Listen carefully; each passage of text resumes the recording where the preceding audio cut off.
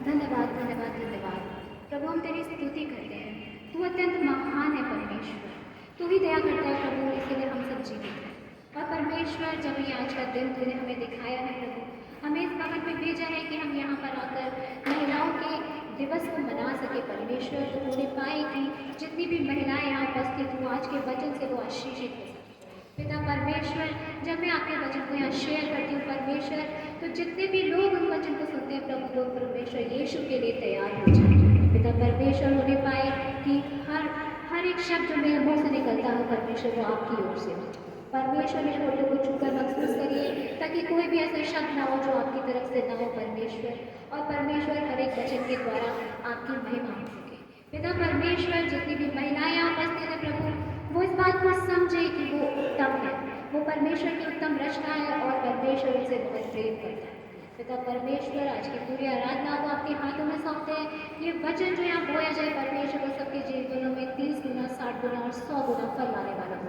परमेश्वर यीशु के नाम से इस प्रार्थना को मानते हैं, सुने और कबूल।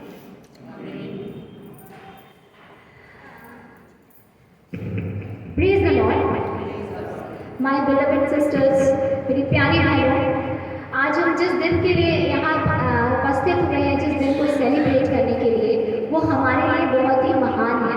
और पूरी दुनिया ने इस दिन को मनाया है और हमें आज अवसर मिला है कि हम इस दिन को मना सकें। और वो दिन है इंटरनेशनल विमेंस डे।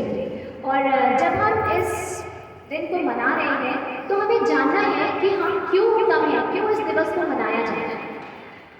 परमेश्वर का सबसे पहले मैं धन्यवाद करना चाहती हूँ सारी बातों के लिए। और सबसे पहले पादरी साहब का कि उन्होंने मुझे इस योग्य समझा कि मैं यहाँ आकर के परमेश्वर के वचन को शेयर कर सकूँ।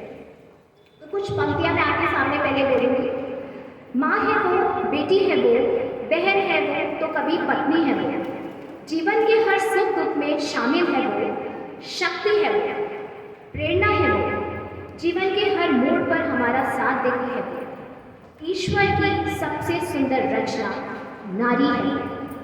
हम उस नारी की बात कर रहे हैं जो ईश्वर की सबसे सुंदर रचना है। कहा जाता है कि मानव परमेश्वर की सर्वश्रेष्ठ रचना है। मानव यानी हम सभी, जिसमें स्त्री पुरुष सब आते हैं। पर अगर हम स्त्री की बात करें तो स्त्री परमेश्वर की सुंदरतम रचना है। सुंदरतम यानी सबसे सुंदर, बहुत प्यार से ईश्वर ने बनाया है। और परमेश्वर ने जब उसे बनाया तो हम देखते हैं कि उसने क्यों बनाया। हम जानते हैं, आप सभी जानते हैं, उत्पत्ति की पुस्तक में अगर हम देखें कि आदम पर परमेश्वर ने दया की। और जब आदम ने दया की, उसने देखा कि आदम अकेला है और वो अकेला घूमता रहता है, इसका कोई साथी नहीं है। तो परमेश्वर ने उसको एक उसकी ही पसली में से एक रचना की, एक स्त्री की रचना की और उसका नाम क्या रखा? हव्वा। और इस प्रकार परमेश्वर ने आदम हव्वा को बनाया। और वचन में ये भी लिखा हुआ है कि वे एक तन बने रहेंगे, यानी परमेश्वर ने दोनों को समान रूप से बनाया है। उसने स्त्री और पुरुष में कोई फर्क नहीं किया, दोनों समान हैं और वो दोनों से समान रूप से प्रेम करता है। पर कई बार ऐसा होता है, आप देखते हैं समाज में कई प्रकार की कुरीतियाँ फैली हुई हैं। बहुत सारे फैमिली डिस्प्यूट्स होते हैं, बहुत टाइप का एक्सप्लॉयटेशन होता है वुमेन के साथ, जिससे वो ये सोचती है कि क्यों हमें ये स्त्री का रूप मिला है, क्यों हम एक स्त्री के रूप में पैदा हुए हैं। जब वो प्रार्थना करती है तो वो परमेश्वर से भी यही प्रश्न पूछती है कि परमेश्वर तूने हमें स्त्री के रूप में क्यों बनाया? हमने ऐसा क्या किया था कि जो हमें तूने तुच्छ प्राणी बनाया है? पर ऐसी सभी महिलाओं से मैं ये कहना चाहती हूँ कि वो तुच्छ नहीं है। परमेश्वर उनसे बहुत, मतलब मैं, मुझसे और आपसे, हमसे बहुत प्रेम करता है। और हमें अपने इस व्यक्तित्व पर लजाना नहीं है, हमें अपने व्यक्तित्व पर गर्व करना चाहिए।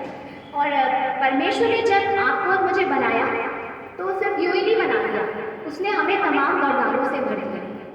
क्या होता है कि जब कोई व्यक्ति बहुत प्रार्थना में होता है, बहुत ज़्यादा ईश्वर में चलता है, तो परमेश्वर उसे वरदान देता है ना। कभी और जब हम वरदानों की बात करते हैं तो किसी को गाने का वरदान मिला है, किसी को वचन प्रचार का वरदान मिला है, किसी को बजाने का वरदान मिला है, तमाम प्रकार के वरदान मिले हैं। पर जब हम देखेंगे कि जब स्त्री को बनाया तो उसने हर स्त्री को वरदान दिया है। उसने ये नहीं सोचा कि ये मेरी प्रार्थना कर रही है या ये नहीं कर रही है, इसको देंगे इसको नहीं देंगे, ऐसा नहीं है। उसने हर स्त्री को वरदान से भरा। पर वो छोटे छोटे वरदान हमें दिखाई नहीं देते। हम बड़े बड़े वरदानों की बात करते हैं कि हम किसी को छू लें और वो चंगा हो जाए, हम किसी को छू लें तो वो अंधा जो है वो देखने लग जाए, या हम भविष्यवाणी कर दें कि हम जो भविष्य में होने वाला है वो हम बता दें। मैं डेफिनेटली इन वरदानों की बात नहीं कर रही हूँ, मैं वो वरदानों की बात कर रही हूँ जो हमारे अंदर हमारे प्रभु ने हमें बनाते समय डाले हैं। और वो वरदान क्या है? वो वरदान है एक माँ होने का वरदान, एक बेटी होने का वरदान, एक बहन, एक पत्नी होने का वरदान, और एक अच्छी बहू होने का वरदान, एक अच्छी ग्रैंड मदर होने का वरदान। ये सारी जो चीज़ें हैं, जो रिश्ते हमें मिले हैं, ये हमें वरदान के रूप में मिले हैं। अगर हम वुमेन शब्द है उसको एग्जैगरेट करते हैं तो हम देखेंगे W for wonderful wife, O for outstanding friend, M for marvellous daughter, A for adorable sister और N फॉर नर्चरिंग मदर। हर एक अल्फाबेट में एक रिश्ता छिपा हुआ है, और जितने ये रिश्ते हैं ये परमेश्वर ने हमें वरदान के रूप में दिए हैं। और परमेश्वर चाहता है कि हम इन वरदानों का सही इस्तेमाल करें, हम इन वरदानों का दुरुपयोग ना करें, हम इन वरदानों को वेस्ट ना करवाएं। जो उसने हमें दिया है हम उसे भली प्रकार से पूरा करने वाले हों, ताकि हम परमेश्वर की आशीष पा सकें। परमेश्वर चाहता है कि जो भी उसने हमें आज्ञाएं दी हैं, हम उन आज्ञाओं पर चलने वाले बने। जैसे कि आप देखते हैं कि हमें जब हमारा संविधान के बारे में सभी जानते हैं, बहुत से टीचर्स यहाँ बैठे हुए हैं, जो संविधान जब हम पढ़ाते हैं तो संविधान ने हमें बहुत सारे अधिकार दिए हुए हैं, है ना, बहुत सारे हमें राइट्स दिए हुए, स्वतंत्रता का अधिकार, समानता का अधिकार, पर अधिकारों के साथ साथ कर्तव्य जुड़े हुए हैं। हर एक अधिकार के साथ कुछ ना कुछ कर्तव्य जुड़ा हुआ है कि अगर हमें अधिकार मिला है तो हमारा उसके साथ कुछ करने का एक कर्तव्य भी कि इसके हमें ये भी करना है, तब हम इस अधिकार का पूरा फायदा उठा सकते हैं। उसी प्रकार से जब परमेश्वर ने हमें ये वरदान दिए तो परमेश्वर ने हमें एक जिम्मेदारी भी दी है साथ ही साथ, और वो हमारी जो जिम्मेदारी है कि वो हमसे चाहता है कि हम इन रिश्तों को पूरे दिल से निभाएं। यही हमारे परमेश्वर की इच्छा है।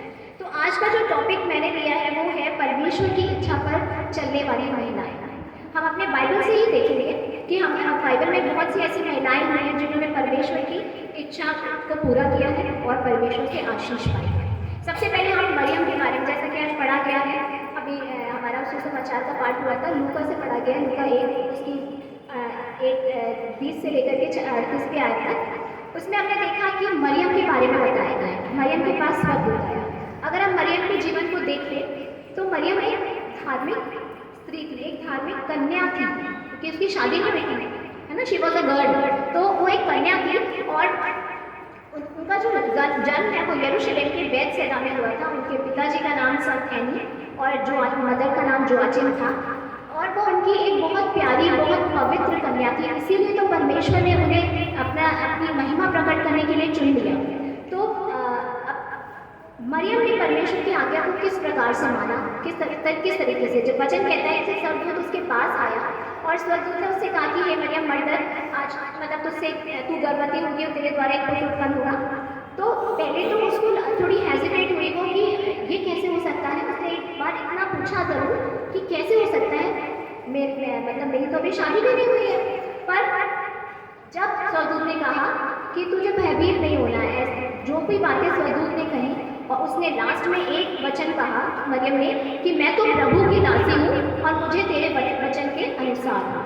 और फिर उसके साथ जो जीवन में वो आप सब जानते हैं वो कितनी महान हो गई, यीशु की माँ बनने का सौभाग्य उसे मिल गया।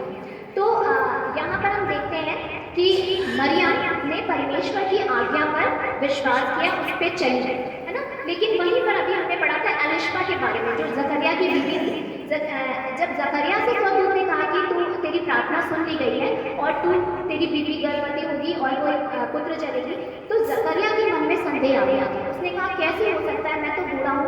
और उसने पूरी तरीके से उस बात पे विश्वास नहीं किया, और इसलिए क्या हुआ था, उसने कहा कि परमेश्वर का वचन जो है वो कभी प्रभाव रहित नहीं होता, स्वर्गदूत ने कहा, और जो बोल दिया गया वो तो होना ही है, पर तूने वचन पर विश्वास नहीं किया, इसलिए तू गूंगा रहेगा, जब तक ऐसा हो ना जाए तब तक तू बोल नहीं सकता। तो जिसने विश्वास किया उसने आशीष पाई, और जिसने विश्वास नहीं किया, संदेह किया, उसको पनिशमेंट भी मिला। तो हम यहाँ देखते हैं, हमने यहाँ पर मरियम को एक आदर्श बेटी के रूप में लिया, क्योंकि हम आपको सारे रिश्ते बताएंगे कि बाइबल में हर रिश्ता दिखाया गया है। यहाँ पर एक मरियम एक पवित्र बेटी, एक आदर्श बेटी के रूप में थी। उसके बाद हम चलते हैं हन्ना के बारे में। आप सब लोग जानते हैं, जितनी भी महिलाएं हैं उन्हीं के बारे में हम बाइबल से डिस्कस कर रहे हैं, तो महिलाओं के बारे में ही डिस्कस करेंगे। हन्ना एक अच्छी और वफादार पत्नी थी। अगर हम पहला शमूएल उसके पहले अध्याय में देखें कि वो एल्काना नामक एक प्रेमी पुरुष की पत्नी थी और उसकी 2 पत्नियां थी, एक हन्ना और एक पनिन्ना। लेकिन फिर हन्ना चाहती तो कैसा मेरा पति है, दो बीवियां रखता है, वो चाहती तो अपने पति के साथ पति को छोड़ के किसी और के साथ भी जा सकती थी कि जो सिर्फ मेरा पति हो, उसके साथ दूसरी बीवी ना हो, ऐसा भी सोच सकती थी। पर वो एक ईमानदार पत्नी थी और उसका जो पति था वो धर्मी होते हुए अपनी बीवी को प्रेम भी करता था।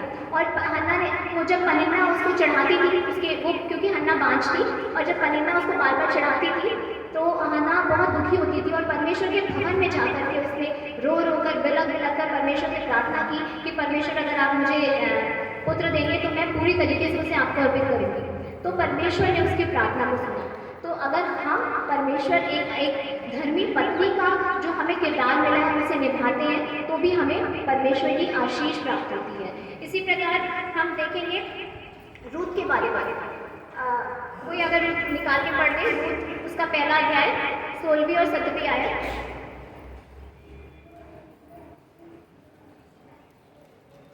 रूत 1:16 से 16वीं और 17वीं आयत।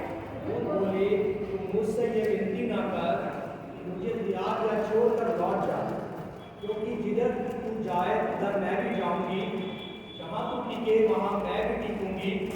तेरे लोग मेरे लोग होंगे और तेरा परमेश्वर मेरा परमेश्वर होगा। जहाँ तू मरेगी वहाँ मैं भी मरूंगी और वहीं मुझे मिट्टी दी जाएगी। यदि मृत्यु छोड़ और किसी के कारण मैं तुझसे अलग रहूं तो यहोवा मुझसे वैसा ही वरन उससे भी अधिक करे। थैंक यू भाई सर। देखिए यहाँ पर वचन में आप देख सकते हैं 2 महिलाएं हैं, एक है रूत और दूसरा है नुआमी, ठीक है। और दोनों ही एक चरित्र को दिखा रही है, एक आदर्श पत्नी के साथ साथ आदर्श पत्नी मैं उसको इसलिए कह रही हूँ कि पति के मृत्यु के बाद भी वो अपने परिवार के साथ वफादार है। वो अपनी सास के साथ रुकी हुई है और सास उससे कह रही है कि तू चली जा, लेकिन वो नहीं जाती है, वो उस परिवार के साथ ही रहती है। और जो नुआमी है वो एक बहुत ही अच्छी, उसने भी बहुत अच्छी सास का फर्ज निभाया है।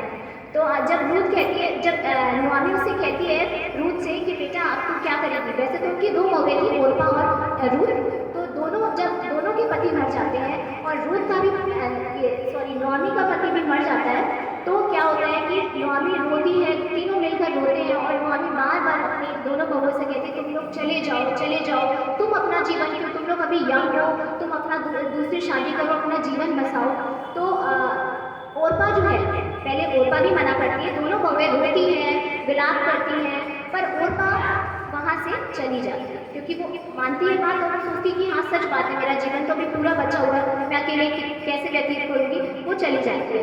पर जो रूत है वो रुकती है और वो कहती है नहीं, जो तेरा घर है वही मेरा घर है, जहाँ तू जाएगी वहाँ मैं जाऊँगी, जो तेरा परमेश्वर है। जबकि रूत एक मोआबिन स्त्री थी और रूत जो थी उसके अपने खुद के दूसरे ईश्वर थे, वो उनकी आराधना करती थी क्योंकि मोआब देश में आके बसे थे लोग। तो पर रूत ने कहा जो तेरा परमेश्वर है और वही मेरा परमेश्वर है। रूत ने परमेश्वर यहोवा पर विश्वास किया और जब उसने ये विश्वास दिखाया तो परमेश्वर ने उसे आशीष दी। उसका विवाह बोआज के साथ हुआ और वो जो कि एक धर्मी पुरुष था, उसी जो नुआमी के जो पति थे उन्हीं के कुटुंबी था और फिर वो बहुत अच्छा जीवन आगे उसने व्यतीत किया, उसको एक भरा पूरा परिवार मिल गया। रूत ने अपना फर्ज निभाया एक बहू होने का, नुआमी ने अपना फर्ज निभाया एक सास होने का। मीन्स एक आदर्श बहू, एक आदर्श सास, ये सारे रिश्ते जो परमेश्वर ने दिए हैं उन्होंने बखूबी निभाए और परमेश्वर से आशीष पाई। इसके बाद मैंने आपको बता दिया एक बेटी के बारे में, एक बहू के बारे में, एक पत्नी के बारे में और एक सास के बारे में। 4 मैंने आपको बातें बताई। अब मैं आपको बताऊंगी एक अच्छी बहन, एक आदर्श बहन। आपने देखा होगा, कोई भी पढ़ते निकाल के यूहन्ना 11 इसकी 21वीं आयत और 32वीं आयत, यूहन्ना 11 21वीं आयत और 32वीं आयत।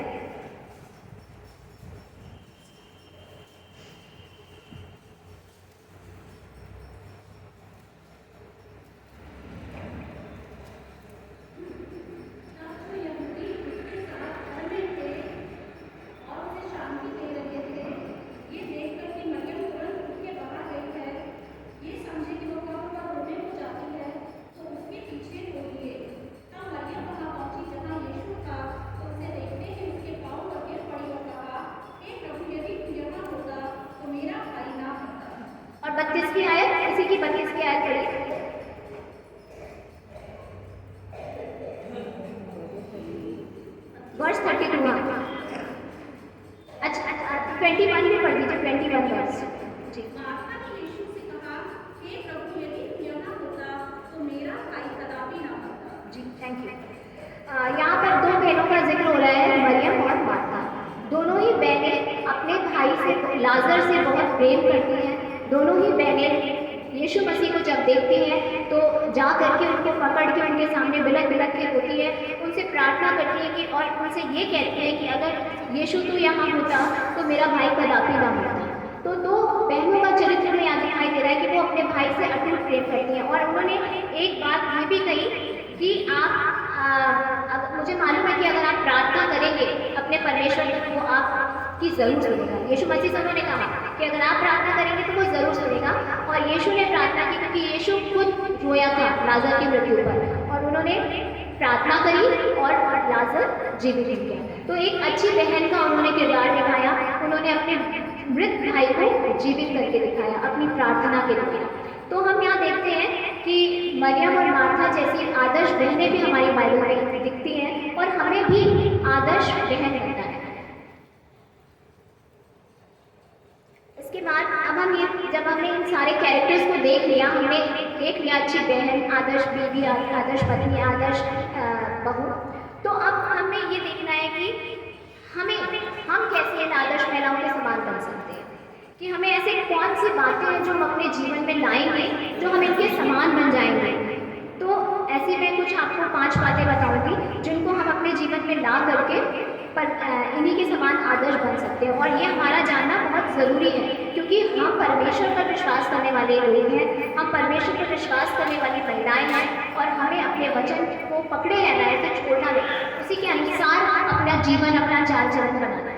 तो पहला जो है वो है हमेशा प्रसन्न रहकर, सदा खुश होकर। पहला थिस्सलुनीकियों 5वें उसकी मतलब 5th चैप्टर में और 16वीं वर्ष में लिखा हुआ है, सदा आनंदित रहो। तो और ऐसी तरह फिलिपियों 4 उसकी 4वीं आयत में लिखा हुआ है, प्रभु में सदा आनंदित रहो, मैं फिर कहता हूँ आनंदित रहो। तो परमेश्वर का जो आनंद है वो हमारे अंदर होना चाहिए। जब हमारे पास कोई चीज़ होगी तभी तो हम किसी को देंगे। जैसे कोई बहुत रिच है, उसके पास बहुत पैसा है, तभी वो पैसे को बांट सकता है। जो एक कंगाल है, उसके पास जो चीज़ है ही नहीं, वो दूसरे को क्या देगा। तो हमें पहले खुश रहना है। अगर हम अपने अंदर परमेश्वर की खुशी, परमेश्वर का प्रेम रखेंगे, तभी तो हम दूसरों के साथ वो खुशी बांट सकते हैं। परमेश्वर ने हमें ये वचन दिया, अगर हम इसमें रहेंगे, परमेश्वर के भय में होकर चलेंगे, तो परमेश्वर का आनंद हमारे अंदर दिखाई देगा। और भजन 16 उसकी 11वीं आयत में लिखा है कि तू मुझे जीवन का रास्ता दिखाएगा, तेरे निकट आनंद की भरपूरी है, तेरे दाहिने हाथ में सुख सर्वदा बना रहता है। यानी कि हमें वो खुशी कौन दे रहा है? हमारा परमेश्वर। वही हमें जीवन का रास्ता दिखा रहा है, और उसी के पास आनंद की भरपूरी है। जब हम अपने परमेश्वर की हुजूरी में आते हैं तो हमें ये आनंद प्राप्त होता है। तो हमें क्या करना है? हमें अपने अंदर उस खुशी को बनाए रखना है, क्योंकि जो हमसे मिले वो इस चीज़ को देख के खुश हो जाएगी, पर प्रभु के लोग कितने खुश रहने वाले लोग हैं, और हमें भी प्रभु के लोगों के समान बनना है। तो हम इस तरीके से लोगों के लिए भी आदर्श बन सकते हैं। दूसरा जो चीज़ है वो है अनुशासित होकर। अनुशासन में अगर हम रहेंगे, एक स्त्री का अनुशासन में रहना बहुत आवश्यक है, क्योंकि एक स्त्री पूरा घर चलाती है। अगर स्त्री अनुशासन में नहीं है, पूरा घर अव्यवस्थित हो जाएगा। स्त्री सुबह उठती है, पूरे घर की सफाई करती है, घर के लोगों को जगाती है, उनके लिए खाना बनाती है, किसी को स्कूल भेजती है, किसी को जॉब पे भेजती है, फिर खुद भी जॉब पे जाती है, और बच्चों को पढ़ाना होता है। घर के सारे काम, एक काम नहीं है स्त्री के पास, एक खाली एक सिंगल काम नहीं करती है, पूरा दिन उसके पास काम होते हैं। 24 आवर्स अनपेड जॉब करती है वो। तो उसको क्या करना है? अनुशासन में रहना बहुत जरूरी है। पहला कुरिन्थियों उसके 9वें अध्याय के 27वें चैप्टर उसमें वर्ष में लिखा हुआ है, पौलुस कहते हैं कि मैं अपनी देह को कूटता, मारता और वश में लाता। क्यों लाते? ताकि वो अनुशासन में रखते हैं अपनी बॉडी को। एक स्त्री का बहुत ज़्यादा ज़रूरी है अनुशासन में रहना, और अगर एक स्त्री स्वयं अनुशासित नहीं होगी तो उसका पूरा परिवार अस्त व्यस्त हो जाएगा। तो जो दूसरी चीज़ हमें सीखनी है कि हम आदर्श महिला बन सके, हम आदर्श स्त्री बन सके, उसके लिए हमें अनुशासन में रहना बहुत ज़रूरी है। मैं सिर्फ लेडीज़ जिनकी शादी हो गई उनकी बात नहीं कर रही हूँ, मैं अनमैरिड से भी कह रही हूँ, क्योंकि उन्हें भी एक दिन एक स्त्री बनना है, एक मैरिड वुमेन बनना है, और उन्हें भी अपनी जिम्मेदारियों को संभालना है। तीसरा है मेहनती बनियान। कई बार क्या होता है, हम किसी जॉब पर होते हैं या हम घर पर भी होते हैं। अगर हम घर पर हैं तो हमारी देवरानी जेठानी होती हैं और उनमें आपस में ये मम्मी अपनी सास से कंप्लेन करती है कि देखिए ये तो मैं तो पूरा दिन काम करती रहती हूँ, ये मेरी जेठानी है पूरे दिन बिस्तर पे पड़ी रहती है। या क्या होता है कि जॉब पे होते हैं तो जब बहुत सारे लोग हैं तो किसी एक को जब ज़्यादा काम मिल जाता है तो कुड़कुड़ाने लगता है। तो हमें ये नहीं करना है, हमें क्या करना है, दूसरों को नहीं देखना है, स्वयं का काम करना है। क्योंकि कुलुस्सियों 3:23 की आयत में लिखा है कि जो कुछ तुम करते हो तन मन से करो, ये समझकर कि मनुष्यों के लिए नहीं परंतु प्रभु के लिए करते हो। तो हम अपने काम को देखकर कुड़कुड़ाए नहीं, जो काम मिला है वो ये सोच के करें कि हमें परमेश्वर की ओर से मिला है और परमेश्वर ने हमें शायद इस योग्य समझा, तभी तो हमें ये काम मिला है। अगर हम होते नहीं, हमें आपको इस योग्य समझा ही नहीं जाता तो हम ये काम हमको मिलता ही नहीं, कोई हमको ऑफर ही नहीं करता उस काम को। अगर मिला है तो उसके लिए मना नहीं करना है, अगर मिला है तो उसके लिए गड़बड़ नहीं करनी है, मिल गया तो करना है। ठीक है, आप इस बात को अपने जीवन में डाल लीजिए कि जो काम मिला है उसको पूरे मन से करना है, क्योंकि हम किसी और के लिए नहीं कर रहे हैं। आप सब जानते हैं कि जो कुछ हम इस धरती पर बोते हैं उसका आशीष हमें स्वर्ग में मिलता है। तो जो हम काम यहाँ कर रहे हैं, हम मनुष्य हमको क्या दे सकता है? मनुष्य हमें कुछ नहीं दे सकता। हमें जो देगा हमारा परमेश्वर, हमारा यहोवा देगा। उसके बाद जो चौथा पॉइंट है वो है पवित्र बने। यदि हम नीति वचन 31 उसकी 10 से 31 भी आए, जो कि आज पढ़ी भी गई है पुराने नियम के पाठ से, उसको पढ़ेंगे तो पाएंगे कि एक स्त्री के रूप में हमें कैसे पवित्रता में चलते हुए जीवन व्यतीत करना है। एक स्त्री का पवित्रता में बने रहना बहुत आवश्यक है। कोई भी बुरी बात हमारे मन में नहीं आनी चाहिए, कोई बुरी बात हमारे ज़ुबान पर नहीं आनी चाहिए। कुछ बोलने से पहले हमें 10 बार 100 बार सोच लेना चाहिए कि जो हम बोल रहे हैं इससे किसी का नुकसान तो नहीं होगा, जो हम बोल रहे हैं ये इससे किसी का दिल तो नहीं दुखेगा, क्योंकि शब्द वो तीर होते हैं जो एक बार कमान से निकल गए तो वापस नहीं आते हैं। इसलिए हमें अपने आप को पवित्र बनाना है, क्योंकि पवित्रता जो है, कहते हैं ना कि शरीर परमेश्वर का मंदिर है, तो हमारा मन, हमारा शरीर सब पवित्र होना चाहिए। और जो 5वीं पॉइंट है, जो लास्ट पॉइंट है, वो है प्रार्थना करने वाली महिलाएं बने। हमें हन्ना और एस्तर के समान प्रार्थना करने वाली महिला बनना है। परमेश्वर को ही अपना सर्वस्व मानना है। भजन 23 में, जैसे भजन 23 उसकी पहली आयत में लिखा है ना, यहोवा मेरा चरवाहा है, मुझे कुछ घटी ना होगी। तो यहोवा को, यानी परमेश्वर यहोवा को ही हमें भी अपना चरवाहा बनाना है, उसी को हमें अपना सर्वस्व बनाना है, उसी को हमें कि you are my God, this God is my God, उसको अपना बना करके हमें चलना है, अपने हृदय में उसको स्थान देना है, या पूरा हृदय ही उसको दे देना है ना, तभी हम उसकी आशीष पा सकते हैं। और हमें हमेशा इस बात को याद रखना है कि हमारा परमेश्वर हमसे बहुत प्रेम करता है। हर एक स्त्री को ये बात याद रखनी है, कभी नहीं सोचना है कि हाँ हम स्त्री हैं, कम है। और क्योंकि वो लाइन आपने सुनी होगी, वो गाना सुना होगा, कोमल है कमजोर नहीं तू, शक्ति का नाम ही नारी है, जब तो जीवन देने वाली मौत भी तुझसे हारी। तो हम किसी भी प्रकार से कम नहीं है और हमारा परमेश्वर हमसे बहुत प्रेम करता है। क्योंकि हजारों फूल चाहिए एक माला को बनाने के लिए, हजारों दीपक चाहिए एक आरती को सजाने के लिए, हजारों बूंद चाहिए एक समुद्र बनाने के लिए, पर एक स्त्री अकेली ही काफी है एक स्वर्ग, घर को स्वर्ग बनाने के लिए। तो एक स्त्री ही इनफ है, ठीक है। तो we are that much strong, हम इतने स्ट्रॉन्ग हैं, हम इतना पावरफुल ईश्वर ने बना दिया है। तो इसलिए आज से लव योरसेल्फ, हर एक को अपने आप से प्यार करना है। परमेश्वर का धन्यवाद हो और इस वचन के द्वारा आप सबको आशीष प्राप्त हो सके। आइए प्रार्थना करें।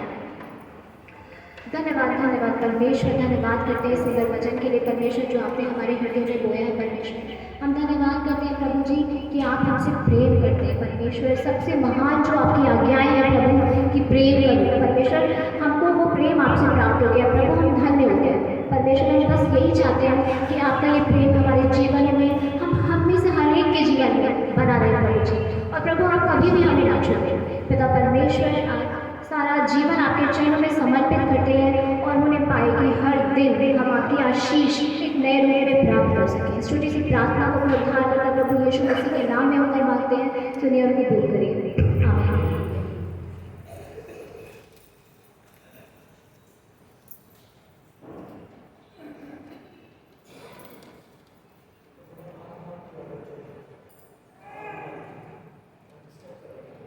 परमेश्वर का धन्यवाद हो इस सुंदर वचन के लिए। और आज जैसा कि हमने सीखा कि स्त्री के बारे में कि स्त्री को कैसा होना चाहिए, एक स्त्री अपने घर को स्वर्ग बना सकती है। परमेश्वर ने वो सामर्थ्य दी है स्त्री को, और परमेश्वर का इस बात के लिए बहुत बहुत धन्यवाद।